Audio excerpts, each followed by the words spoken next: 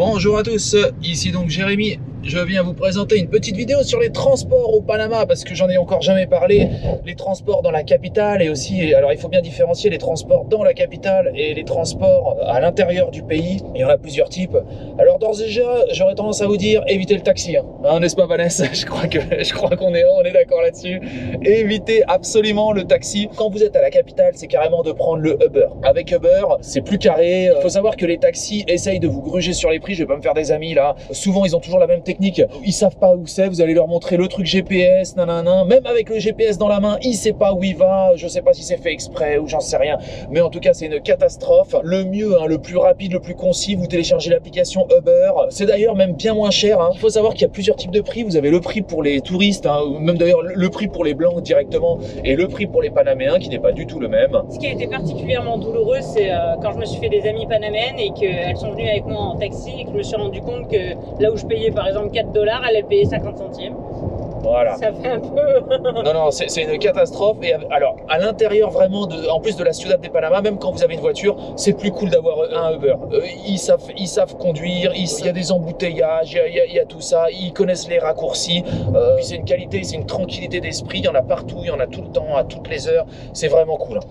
Quand vous devez faire des grands trajets, et si vous n'avez pas de voiture, il y a le bus. Alors le bus, c'est carrément super pas cher. Coronado, par exemple, à Panama City, je crois que c'est $2,50 ou un truc comme ça, c'est quasiment que dalle. Jusqu'à, on va dire, de Panama City jusqu'à David, ça va être combien? C'est même pas $5 ou $6. Ah ouais, je pourrais pas dire le temps. Bref, et quand vous faites des tout petits trajets, en général, c'est 25 centimes. Alors attention là aussi, quand vous voyez, vous n'êtes pas panaméen, ils vont essayer de vous faire un prix encore parfois le double. Alors je sais, entre 25 centimes et 50 centimes, c'est pas grand chose, mais c'est quand même 100% plus cher. Ça a été vachement moins fréquent dans les bus qu'avec les taxis où c'était tous. Il faut savoir qu'ils sont confédérés, les taxis, c'est une sorte de syndicat, c'est pas très sain. Moi personnellement j'aime pas. Je vais vous dire, je préfère partir à pied, je préfère partir en courant, mais moi je prends plus les taxis. Moi vraiment ils m'ont énervé, personnellement. T'as vu, même parfois avec Vanessa, on devait marcher 2 km, je dis à Vanessa non, plus que ça. Parfois plus que ça, je lui dis non, on y va à pied, on prend pas ces putains de taxis, on y va à pied. Vous voyez à quel point ils nous ont foutu la haine. Ensuite, à l'intérieur de Panama City, vous avez aussi le train. Vous avez maintenant un super réseau de métro qui est en train de s'étendre jusqu'à la Chorrera. Alors dans combien de temps, on sait pas trop. Ouais, mais par contre il est étendu jusqu'à l'aéroport. Voilà, mais de l'aéroport, si vous voulez aller de l'aéroport par exemple au centre-ville de la capitale, vous pouvez tout à fait y aller avec le train et c'est pas cher, c'est pareil, c'est nickel. Ensuite, évidemment, vous pouvez vous balader avec votre voiture. En dehors de la capitale, le moyen le plus confortable, ce n'est pas Uber, c'est d'avoir sa propre voiture. Attention, ici il y a beaucoup de contrôles de police, il vous faut absolument l'application Waze. Waze est une application qui se met sur votre téléphone Android ou iPhone et avec ça vous aurez directement tous les contrôles de police parce qu'ici le sport national c'est finalement la dénonciation de la police sur la route. Il n'y a pas de loi qui l'interdit et parce qu'il y a des contrôles qui sont extrêmement fréquents. Pas beaucoup de tests d'alcoolémie, par contre beaucoup de contrôles sur la vitesse et sur tout ça. Le permis et l'immigration. Le moyen, alors attention sur les routes, vous avez des trous, les routes sont parfois mauvaises et parfois même sur la Panamericana, donc vraiment sur l'autoroute, les routes peuvent être très mauvaises, faites gaffe à ça. Vous pouvez circuler avec votre permis européen sans aller chercher un permis international, le permis de France, de Belgique, qui fonctionne tant que vous n'êtes pas résident dans le pays. Donc il n'y a pas besoin d'aller se faire un permis international. Les flics ici sont intransigeants. Vous pouvez négocier les prix avec le policier, mais bien que ça soit illégal. Je tiens à souligner que je vous déconseille de faire ça. Mais par contre, si vous alignez, et vous aligneront pas, il n'y a pas de corruption, genre vous êtes un touriste et ils vont vous aligner parce que vous êtes un touriste ou parce que vous êtes blanc. Non, ils alignent tout le monde. Et d'ailleurs, la plupart des gens qui se font serrer, ce sont des Panaméens eux-mêmes. Mais par contre, une fois qu'ils vous ont serré, ces gens-là respectent la loi. C'est-à-dire que vraiment, vous allez payer. Dans tous les cas, vous allez payer. Alors peut-être que vous allez pouvoir négocier sur le prix, mais dans tous les cas, vous êtes en faute, vous avez fauté, vous allez payer. Et c'est enregistré sur votre permis directement. Il y a un QR code au dos. Et quand vous êtes contrôlé une deuxième fois que vous n'avez pas payé votre amende, il le voit. Mais les lois sont simples à comprendre, même sur la route. Alors les Panaméens ne roulent pas très vite, j'aurais tendance à dire. C'est pas comme chez nous. Normalement, la plupart des routes ici sont limitées à 90, 60. Donc c'est pareil. Et puis de toute façon, il ne faut pas rouler vite parce que si on vous dit de ne pas rouler vite, c'est qu'il y a de très bonnes raisons. Il y a des trous sur la route. Le problème qu'on peut constater au Panama, c'est parfois il y a des trucs vraiment qui se passent, c'est pas intelligent, quoi. Mais parfois vous voyez des comportements où vraiment on comprend pas comment ça fonctionne. Les gens en ont absolument rien à foutre. Les clignotants sont inexistants. Pas de clignotants. Ici tout le monde se double par la droite, c'est le sport national, les gens ne roulent qu'à gauche et vous le voyez à tel point c'est banal que carrément les gens doublent les flics par la droite. C'est quelque chose d'a priori de plutôt normal ici de doubler par la droite. Faites gaffe avant de vous rabattre et tout, ça peut être coton. les règles de priorité sont pas respectées non plus. Nous avons aussi les voitures de location. Alors, les voitures de location, vous pouvez tout à fait les louer à l'aéroport, vous pouvez les louer aussi à la Ciudad de Panama. Attention, si vous êtes dans les terres, il y a beaucoup moins d'agences de location et ça sera plus cher. En général, le mieux, c'est louer la voiture directement à la Ciudad et de ramener la voiture aussi à la Ciudad, sinon vous allez payer un supplément. Le mieux étant de louer directement sur Internet, ça vous permet, toutes les réservations peuvent se faire par Internet, les prépaiements peuvent se faire par Internet, vous louez à l'avance, comme ça, évidemment, vous êtes sûr d'avoir une voiture à l'arrivée. La plupart des voitures sont blanches et ils vérifient s'il n'y a pas eu d'égratignure et tout. Alors évidemment, ici vous faites attention, nous on a acheté une voiture neuve ici, je peux vous dire elle s'est fait rafler direct sur les parkings et tout, donc attention si vous avez une voiture de location pour ces trucs là. Aussi évidemment quand vous avez une voiture de location, faites gaffe aux trous, vous pouvez plier vos jantes vite fait et tout. Mais la location reste une bonne alternative. Si vous n'êtes pas à la Ciudad, j'aurais tendance à dire, si vous restez à la Ciudad, ça sert à rien de prendre une location. En effet, si vous devez voyager dans le pays et tout, et que vous allez rester uniquement de manière temporaire, vous avez tous les loueurs finalement internationaux sont ici à Panama, au Panama. Vous avez le prix de l'assurance lors de la location de voiture qui fait vachement grimper le prix de la voiture, il faut le savoir. Vous avez la location et vous avez l'assurance qui est à côté. Si vous êtes à la Ciudad, vous pouvez vous balader en vélo, mais ça reste quand même relativement dangereux et les routes sont pas vraiment faites pour les vélos, sauf finalement sur le bord de mer, vous pouvez faire ça. Ça reste quand même quelque chose de compliqué de se balader en vélo. Après, quand vous êtes dans les terres, si vous avez là par contre, vous pouvez prendre la Panamericana. Vous avez beaucoup de Panaméens qui font, en fait c'est du vélo sur les bords de l'autoroute, grosso modo. Vous avez beaucoup de Panaméens qui font ça et ça a l'air de plutôt bien se passer. On n'a pas eu d'accident de vélo ici. Alors les rollers et tout le bazar au Panama en termes de méthode de déplacement, les routes sont très mauvaises et sont pas du tout adaptées aux rollers. La plupart, vous avez quand même des portions de route qui sont belles, qui sont lisses, mais pour la plupart ça va pas le faire. Les moyens de transport en utilisant la moto. La moto, vous avez une grosse saison des pluies, donc ça va pas être agréable en moto. Il fait chaud, c'est pas non plus le plus agréable si vous avez des combinaisons et tout. Mais le pire, c'est les routes. C'est-à-dire qu'avec les culs de poule, les nids de poule, les trous, les malformations de la route, c'est très dangereux et surtout aussi avec la conduite des autres. C'est très très dangereux de conduire en moto ici. J'aurais tendance à dire le pire c'est pour la qualité des routes, c'est compliqué. Et aussi évidemment ça glisse, les sols peuvent être très glissants si vous avez beaucoup de végétation ici.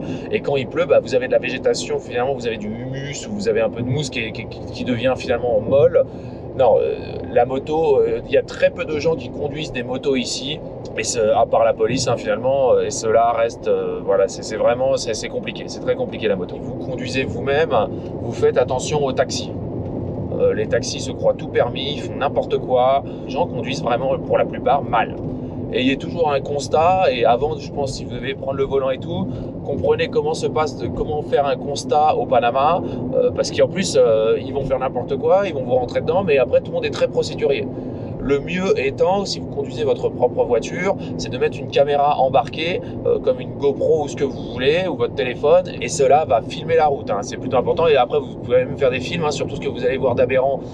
Vous pourrez même faire un film rigolo, les dingueries que vous allez pouvoir voir, et les incivilités que vous allez pouvoir voir sur la route. Voilà, s'il y a un accident, vous ne bougez pas et vous appelez la police tout de suite. Voilà, d'où aussi avoir un forfait, très important. Vous devez savoir, si vous êtes en voiture et tout ça, c'est la Panamericana. Donc là, c'est quand même la route principale. Dès que vous commencez à partir en perpendiculaire et en plus après un peu vers l'est de Panama, c'est-à-dire perpendiculaire, vous repartez dans les terres, là, ça devient très compliqué. Les routes deviennent de plus en plus mauvaises et plus vous vous écartez et vous vous éloignez de la Panamericana et plus ça va devenir la jungle et parfois les routes vont s'arrêter, les ponts se sont effondrés. Ayez toujours une roue de secours, une bombe anti-crevaison aussi, un gonfleur de pneus très important. Vous crevez très facilement. Sur les routes, vous allez avoir des vis, vous allez avoir des clous, vous allez avoir tout un tas de trucs sur le bord des routes ou même sur la route. Il y a un liquide vert anti-crevaison qui s'achète à Nové. Je vous conseille cette espèce de truc anti-crevaison, un gonfleur électronique ou manuel. Voilà, une roue de secours bien entendu, vous vérifiez. Les crevaisons sont très courantes ici. Nous, on a déjà crevé combien? 4 fois déjà. 4 fois on a crevé, alors qu'en France on n'avait jamais crevé. Hein. Là, après, vous pouvez aussi vous balader à pied. Beaucoup de gens marchent, les gens marchent beaucoup au Panama. Pour traverser la Panamérica, vous avez toujours des passerelles. Utilisez les passerelles, hein, sinon les flics vont vous dire carrément de... Bah bon, vous me direz, les gens traversent la Panamérica à cheval aussi. Donc, oui, bon. Et puis il y en a aussi qui se font renverser. Hein. Il y en a qui se font renverser et qui sont butés aussi, tout à fait. Ouais. Sinon, alors pour vous balader, hein, en termes de déplacement, pour vous balader, ça craint pas. J'ai pas vu de carjacking, j'ai pas vu vous balader dans la rue, personne vous embrouille, personne même vous demande rien, hein, grosso modo même pas $1, rien. Donc vous pouvez marcher tranquille. D'ailleurs, c'est vraiment ça qui fait quelque chose de très plaisant au Panama, c'est que c'est pas comme la France, personne ne vient vous importuner ici. Voilà, au pire les gens, vous avez une fille qui va vous faire un petit sourire et ça va s'arrêter là. Ou si vous êtes une femme, c'est un homme qui va vous faire un petit sourire gentil et puis voilà, ça c'est pas oppressant comme la France. Il n'y a pas ce sentiment d'insécurité qu'on peut connaître en France. Vas-y. Bon, il n'y a pas beaucoup de trottoirs. Hein. Si vous avez des poussettes, à part à Panama City, et encore les trottoirs, c'est pas Jojo pour faire la poussette, c'est un peu compliqué. Ouais, c'est vrai que j'avais pas pensé, mais d'ailleurs les gens n'ont pas de poussettes ici. Hein. Si, il y en a, mais pas beaucoup. Pas beaucoup, ouais, les gens n'ont pas forcément de poussettes. Voilà, ils portent les gosses. Donc si vous avez des enfants, bah, vous allez les porter. Et puis c'est tout. Si vous voulez aller vite hein, sur la Panamericana, je pense qu'il faut prendre le bus.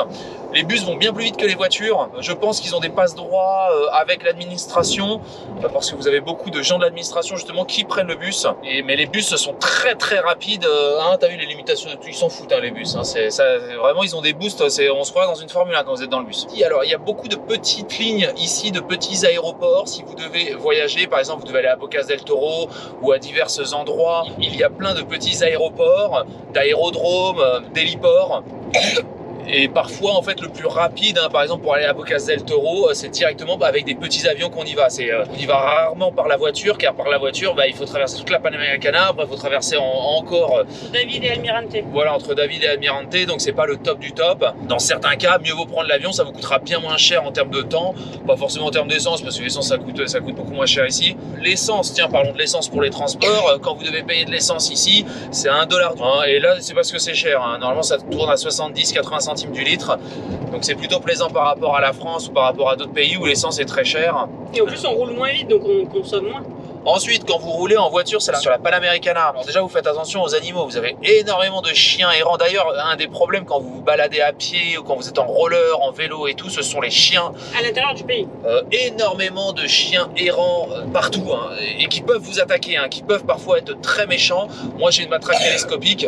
J'ai aussi un repousseur de chiens électronique là par ultrason. Alors, ce qui est plutôt plaisant, c'est que quand il y a des bouchons, vous avez tout de suite de manière spontanée des gens qui arrivent et qui se mettent au milieu de l'autoroute directement avec des petites glacières et qui servent des coca, enfin, et qui vous les vendent à $1 le coca, qui vendent des churros et tout. Alors ça c'est bien quand même quand vous êtes bloqué dans les embouteillages, c'est surtout à l'entrée de la Ciudad de Panama.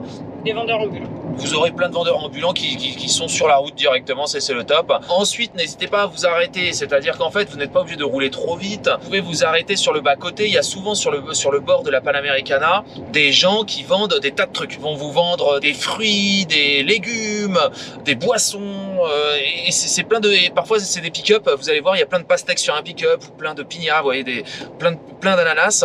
Et là, vous vous arrêtez. Et normalement, il y a les prix souvent sur la route. D'ailleurs, c'est comme ça. Il y a les prix qui sont affichés. Et vous pouvez acheter ou des sacs d'orange et tout, et n'hésitez pas. Alors là, vous arrivez doucement et en fait, alors eux sont stationnés sur la bande d'arrêt d'urgence. Alors je sais que c'est un peu sûr en France, vous n'êtes pas habitué à ça, mais vous arrêtez sur la bande d'arrêt d'urgence et vous pouvez acheter vos fruits, vos légumes et tout, et c'est bien souvent beaucoup moins cher que le supermarché. Au niveau des stations essence, il y en a partout ici. Il y a une très très forte concurrence en termes. T'as vu ENS, hein, c'est vraiment vous ne serez pas en galère d'essence ici. C'est pas une station essence tous les 10 000 km. Là, il y en a absolument partout des stations essence. On a été manger aussi des trucs locaux à pas cher. Il y a plein de fondations le long de la route. Voilà, alors sur le bord de la Panamericana, la route que vous allez prendre le plus en général, hein, à moins que vous soyez vraiment dans les terres ou à Bocas del Toro ou vraiment enfoui au fin fond de la Cambrousse, tout est au bord de la Panamericana en fait, hein, les centres commerciaux, les restaurants, les petites boutiques. Proverbe au Panama qui dit quand il y a un trou, en fait il y en a toujours un deuxième. Hein, c'est-à-dire qu'en fait faites attention parce que vous allez esquiver le trou et en fait il y en a toujours un deuxième derrière. T'es obligé de tous les prendre les trous? Non, quand il y a un trou, il y en a un autre en fait et il faut faire très attention parce que vous croyez que vous avez esquivé le trou et il y a des routes où il y en a un, tu te rappelles, pour aller à Chamé, c'est une... Okay, alors ils font quand même refait parce que... Ouais, ils font des efforts, ils rebouchent, hein, et franchement ils font des efforts. Aussi, quand vous êtes en voiture, vous faites attention au comportement alcoolémique. Vous devez savoir que les gens ici, certains boivent énormément d'alcool, que ça soit les piétons qui sont complètement déchirés sur la Panamericana, qui font n'importe quoi, et d'ailleurs dont certains sont morts hein, et sont complètement, se sont fait shooter par des taxis. Ouais, mais ça c'est plus le week-end. Alors, dans tous les cas, quand vous êtes dans votre voiture, je vous conseille de prendre une voiture où il y a la clim. Si vous avez une location là que la clim ne marche pas, ne vous dites pas ce n'est pas grave. Ouais. Surtout la climatisation est indispensable dans votre voiture, il faut le savoir. Sinon il fait vraiment très très chaud dans la bagnole et ça chauffe vite. Mais il n'y a pas de raison que ce soit en panne sur les voitures de location. Oui, c'est pour leur dire. Vous allez voir beaucoup de Panaméens qui arrivent dans des pick-up et ça pourra peut-être vous donner envie si vous avez une grosse voiture. Et vous les voyez, ils arrivent et ils se garent sur la plage directement dans le sable. Vous savez, le nombre de pick-up qu'on a vu s'embourber, où ils ont dû appeler l'armée, enfin si vous voulez les gardes-côtes, pour les retirer, et carrément, et le garde-côte aussi, c'était carrément... embourbé à son tour. C'était embourbé à son tour dans le sable, je vous raconte pas le micmac. Évitez à tout prix de rouler sur la plage ou sur le sable avec votre pick-up, même si vous avez un 4x4. Vous vous rendez pas compte, d'un coup, vous vous enfoncez, vous patinez et boum, et c'est terminé. Votre journée, elle est foutue. Vous êtes obligé d'appeler les gardes-côtes et en plus, vous allez raquer, hein, parce que vous croyez pas que les choses sont gratuites. Il y a la saison des pluies. Parfois, ça monte très très dur au Panama. Il y a des très grosses côtes, des très grosses descentes, des terrains caillouteux. Parfois, c'est pas que de la route, hein, c'est des cailloux, c'est du gravat, c'est tout ça. Faites gaffe si vous êtes pris en saison des pluies, surtout si vous êtes dans les hauteurs là. Le temps peut changer très rapidement et la pluie peut être très très violente. Même sans forcément monter, hein, parce qu'il y a des fois ça fait un rideau, on voit plus rien. Heureusement, c'est pas très très long. Si vous êtes dans une côte ou quoi que ce soit, faites gaffe. Il y a des coulées de boue, il y a des effondrements. La nature est beaucoup plus sauvage ici. Aussi, si vous avez des voitures rabaissées, faites attention. Et alors là, même dans la capitale, parfois l'eau ça monte, hein, et ça peut monter jusqu'à 40 cm, 50 cm dans la capitale. Donc ça, c'est inondation complète. Donc les gens traversent avec leur pick-up. N'allez pas noyer le moteur, n'allez pas carrément flinguer la bagnole dans l'eau, d'accord? Donc et c'est pour ça, quand vous achetez une voiture, mieux vaut acheter une voiture un peu plus élevée. Je vous raconte pas si vous étiez en moto ou en scooter, de toute façon vous pouvez pas passer, vous pourrez pas passer. Il y a des arrêts de bus partout. Par contre, ils ont pas de nom, c'est à proximité des villes. Quand vous êtes dans le bus, vous payez un moment où il va passer, il va falloir payer. Il faut payer évidemment avant de s'arrêter, ou alors c'est quand vous vous arrêtez, voilà. Mais il y a des arrêts de bus partout. Mais surtout, il n'y a pas forcément que les arrêts. Tu peux te mettre là où tu veux. Voilà. Faire, alors, ils sont flexibles. C'est-à-dire que si vous voulez vous arrêter à un moment, vous dites, écoute, faut m'arrêter là, il va vous arrêter. Il faut savoir, alors, au niveau des transports collectifs, les bus, vous pouvez aussi les contacter. Et le samedi, le dimanche, ils peuvent vous emmener. Vous pouvez les louer carrément. Donc, ça vous fait un chauffeur qui a un minibus. Et ils vous emmènent là où vous voulez. Hein. Eux, du moment que vous payez, il n'y a pas de problème pour eux. Hein. Ici, c'est, voilà, les gens ont faim. Les gens ont faim et sont super flexibles. Et d'ailleurs, hein, souvent les gens se déplacent hein, en groupe, ça leur coûte moins cher. Ils partent de la Ciudad et ils partent à une vingtaine carrément dans le minibus et ils partent à la plage, ils partent à la rivière, ils partent à tout ça. Quand vous n'êtes pas sur la Panamericana, les bus en général ça s'arrête vers 8h, enfin ça dépend des coins, parfois 16h, mais entre 8h 21h il n'y a plus de bus. Donc après vous allez rentrer quoi. Enfin après vous faites comme vous voulez, mais ça va être un peu compliqué. En dehors de la Panamericana. En dehors de la Panamericana. Voilà, la Panamericana, il y en a tout le temps. Les moyens de transport, on va parler maintenant du bateau. Alors le bateau, il y a beaucoup de zones au Panama qui ne sont pas accessibles par la voiture. Il y a de très jolis coins, des plages privées, des tas de trucs. On peut y accéder que par bateau. Le bateau à la base ça coûte pas cher, c'est 50 centimes, 1 $ pour le trajet. Quand vous êtes un touriste, ça peut facile monter à 10 $ le coût de bateau. Si c'est pas plus. Si c'est pas plus, ne vous faites pas avoir. Si vous voulez aller dans des zones touristiques, vous êtes à Portobello et vous voulez aller à Playa Blanca et vous voulez aller dans des trucs, là ils vont vous allumer parce que de toute façon c'est des trucs de touristes, c'est des trucs d'agrément. Ils font quand même la différence entre le gars qui doit aller bosser depuis le lagon sur la terre ferme et le gars qui est là et qui a du pognon, qui travaille dans une banque et tu vois et qui va aller chiller. Il faut savoir que tout est négociable, mais par le bateau vous avez accès. Alors le bateau, souvent il y a des rabatteurs, vous ne les prenez pas. C'est-à-dire qu'en fait, vous pouvez aller dans les petits villages de pêcheurs, mieux vaut aller directement dans les petits villages, vous allez voir les pêcheurs, et les pêcheurs, eux, ils vont gagner bien plus d'argent, même s'ils gagnent 3 $, 4 $, en une traversée, pour eux, c'est bien plus rentable que d'aller pêcher. Vous allez dans les petits villages de pêcheurs, et vous allez demander aux pêcheurs, est-ce que, vous allez toquer aux maisons, ouais, tu peux pas m'emmener, tu peux pas m'emmener. Enfin, vous n'allez pas toquer aux maisons, mais vous allez dans les bars, vous allez un petit peu dans les trucs, et vous pouvez demander aux pêcheurs, justement, sur les ports et tout ça. Sinon, vous pouvez demander aussi aux gardes-côtes. À chaque port au Panama, il y a des militaires qui surveillent les entrées du port. Vous pouvez leur demander des informations sur les pêcheurs qui peuvent peuvent transporter justement les gens pour aller à certaines destinations. Quand, à partir du moment où de toute façon vous voyez que c'est organisé, il y a quand même quelque chose à parler, les parkings. Ici, il n'y a pas de parking, tout est privé.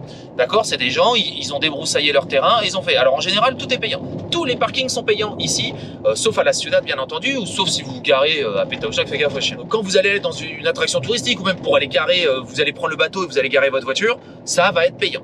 Alors là, vous n'avez pas le choix. Ces parkings sont payants, mais il y a une vraie sécurité. C'est-à-dire qu'on n'est pas en France. Tout ça, c'est privé. Il n'y a pas de police, il n'y a rien du tout. Par contre, il y a des mecs qui sont payés pour vérifier les bagnoles. Hein, on avait vu ça à Portobello, les gars sont sur le parking et c'est bien organisé, croyez-moi que personne ne va vous dépouiller sur le parking. Parce qu'en fait, ils vous offrent aussi la sécurité pour votre voiture et il y a besoin de sécurité dans certains coins. Mais le service est complet, c'est-à-dire et quand les gars vous font payer quelque chose, il y a vraiment quelque chose de carré derrière en général, c'est organisé, c'est le but c'est voilà, c'est que tout se passe bien. Alors, ce que vous devez savoir, c'est que parfois vous avez aussi des bus qui ne ressemblent pas à des bus, c'est-à-dire ce sont des camions, vous allez pouvoir rentrer dedans, comme des camions à bestiaux, hein, et c'est très pratique, c'est pas cher, et n'hésitez pas, ça paye pas de mine, mais ça marche, ça fonctionne. Ce que vous devez savoir aussi, c'est que les bus pour l'école, si vos enfants doivent partir à l'école en bus, vous pouvez demander carrément à l'école, voilà, ou directement au bus, et le bus va dévier sur la trajectoire, moyennant un peu d'argent, et il viendra vous chercher directement. Les bus sont flexibles, ils peuvent même vous ramener chez vous si vous êtes un peu dans un coin reculé, ou c'est flexible, hein, moyennant finance bien entendu, mais les gens s'adaptent, les gens s'arrangent. Vous avez aussi des taxis non réglementés, des taxis libéraux, on va appeler ça. Donc ce sont des voitures privées et ils vous emmènent où vous voulez. Ils ont des voitures en fait. Vous avez, mais après ça c'est par connaissance que ça se fait. Hein. Il faut les connaître et ces gens peuvent venir vous chercher ou si le taxi peut pas venir vous chercher, eh ben il va vous envoyer un copain ou quoi que ce soit. Les taxis, parlons-en. Alors moi je déconseille fortement de prendre le taxi parce que c'est une catastrophe. Mais pour limiter les coûts, il peut prendre plusieurs personnes dans la bagnole le taxi. Hein, donc il peut s'arrêter, prendre plusieurs personnes pour charger vraiment la voiture au maximum. À partir de là, normalement, il est censé réduire le prix de la course. Alors, il faut savoir, au niveau des Uber, les Uber, ça ne marche pas, ça marche à la Ciudad, ça marche un peu marché à la Correra, à Rion peut-être, dans des très grandes villes, voilà, dans les grandes villes, mais en tout cas, de la Coronado, tout ça, il n'y a pas de, il y a rien, hein, il y a pas de Uber, sur la plage, vous avez beaucoup de gens qui ont des petits, alors là, par contre, ils s'embourbent pas, on dirait, des petites voiturettes de plage. Donc, si vous voulez chiller sur la plage, alors je sais, normalement, c'est interdit, mais tout le monde le fait, enfin voilà, ça a l'air d'être toléré. Vous avez des petites, vous pouvez chiller sur la plage, aller dans voilà, faire de grandes distances sur la plage avec vos petites voiturettes de plage, c'est comme les voiturettes de golf là, les petits buggy. Les gens ont l'air plutôt contents, il y en a énormément qui ont ça, c'est très courant de voir des petites voiturettes de plage là, chiller et aller faire leur truc sur la plage. Et pas que sur la plage d'ailleurs, il y en a qui viennent jusqu'à faire leurs courses, ceux qui vivent du côté plage. Je vous avais parlé des voitures qui se garent sur la plage, les grosses voitures là, les pick-up. Moi j'en ai vu qui se sont pris des amendes. Hein, t'as vu l'administration, ils avaient appelé l'administration et tout, ça rigole pas. Ah si, il y a aussi les systèmes privés pour faire des excursions, que ce soit voiture ou bateau, t'as des trucs organisés aussi quand même. Il y a des choses, c'est intéressant. Voilà, oui, vous avez des trucs organisés. Alors les hôtels en général et tout ça, même aussi des shuttles, c'est-à-dire des petits minibus qui vous emmènent directement à l'hôtel, qui sont d'ailleurs comme les minibus que les gens utilisent, les Panaméens utilisent, et tout le monde en est très content. Et puis ils peuvent organiser la jonction voiture, bateau, bus, avion, enfin voilà, t'as tout le circuit qui est compris. Oui, en effet, après vous avez des excursions où carrément ils vous emmènent, on voit, il y a des bus, il y a des minibus, ils emmènent les gens, les touristes, les gens qui veulent faire des trucs. Au niveau du transport, c'est très flexible, à mon avis, il doit y avoir un peu moins de réglementation qu'en France. De toute façon, quand tu vois l'état des bus, hein, c'est clair, parfois. Eh ben écoutez, j'espère que cette vidéo vous aura été utile. Nous, on va vous souhaiter une excellente journée et on vous dit à bientôt pour de nouvelles vidéos utiles et pratiques avec Vanessa. Allez, salut à tous. Un grand merci pour avoir visionné cette vidéo en entier. Si cette vidéo vous a plu, n'hésitez pas à vous inscrire sur ma chaîne et à liker cette vidéo. Un petit pouce bleu fait toujours plaisir et m'encourage dans mon travail. Je vous encourage aussi à laisser un commentaire si vous avez des remarques par rapport à la vidéo ou bien à la réalisation. Merci à tous et à bientôt.